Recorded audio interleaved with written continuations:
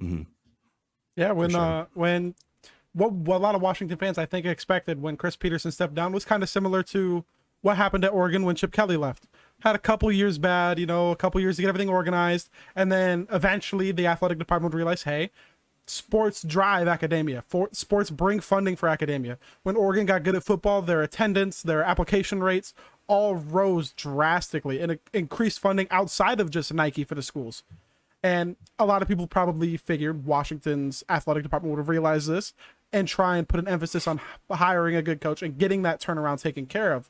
If they're not recruiting well, that turnaround's not going to come as quickly as it did with Oregon, albeit lucking out and getting a guy who the players loved in a Mario Cristobal, who turned out to be an elite recruiter and from what we've seen so far has done an amazing job at hiring staff. He's got guys on his staff who could probably be head coaches elsewhere with the offensive coordinator, Joe Moorhead, and the defensive coordinator, Tim DeRuyter. They could both likely be at least a group of 5 coaches.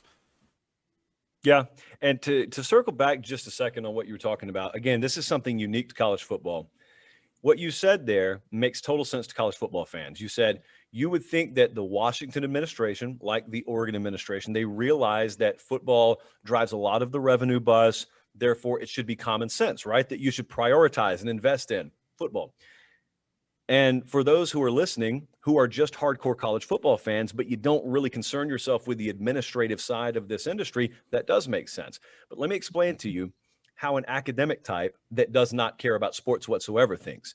They think about it the exact same way as if they were running a country club and someone came to them and said, why don't we put a Ferris wheel in the parking lot? It would get a ton of traffic. We get a ton of folks to come to it that otherwise wouldn't come to the country club. They look and they say, it's because we don't want them here to begin with.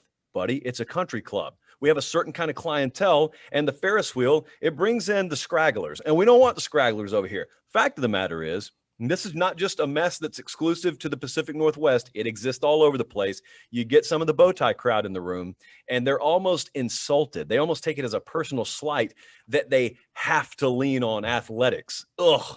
They feel like taking a shower after even talking about it. And so that, again, when I say a forever problem, that's what I mean, a forever problem. Because those kinds, they tend to stick around multiple generations. Your football coaches come and go. Those kind of folks, they stick around multiple generations.